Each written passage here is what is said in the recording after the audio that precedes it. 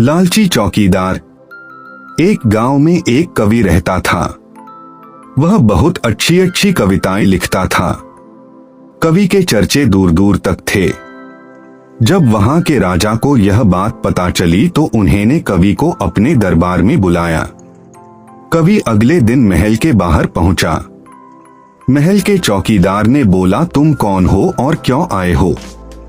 कवि ने बोला, मैं एक कवि हूँ और राजा को अपनी कविताएं सुनाने आया हूँ। चौकीदार ने बोला, मैं तुम्हें एक ही शर्त पर अंदर जाने दूंगा। वह शर्त है कि जो इनाम राजा तुम्हें देगा उसका आधा मेरा होगा।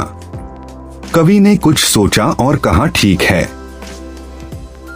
कवि अंदर गया। अंदर एक और चौकीदार मिला। उसने भी कवि के सामने वही शर्त रखी कि जो इनाम राजा तुम्हें देगा उसका आधा भाग मेरा होगा। कवि ने फिर से शर्त मंजूर करी। कवि ने दरबार में जाकर अपनी कविताएं राजा को सुनाई। राजा खुश होकर बोला, वाह कविराज, हम तुम्हारी कविताओं से प्रसन्न हुए, मांगो जो मांगना है।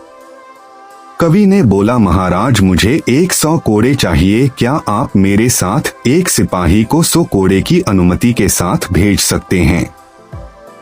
राजा ने बोला, क्यों नहीं। कवि सिपाही के साथ बाहर गया। कवि को पहला चौकीदार मिला। कवि ने चौकीदार से बोला, भाई मेरे को तो इनाम में 100 कोड़े मिले हैं, उस हिसाब से तुम्हारे 50 कोड़े हुए। कवि ने सिपाही से बोला, सिपाही इनको 50 कोड़ों का इनाम दे दो। सिपाही ने चौकीदार को 50 कोड़े मारे और आगे चल पड़े। कवि को दूसरा चौकीदार मिला। चौकीदार ने बोला, मेरा आधा इनाम मुझे दे दो। कवि ने बोला, आधे इनाम के हिसाब से तुम्हारे 50 कोड़े हुए। कवि ने सिपाही से बोला, सिपाही इन्हें भी इनका आधा इनाम दे दो।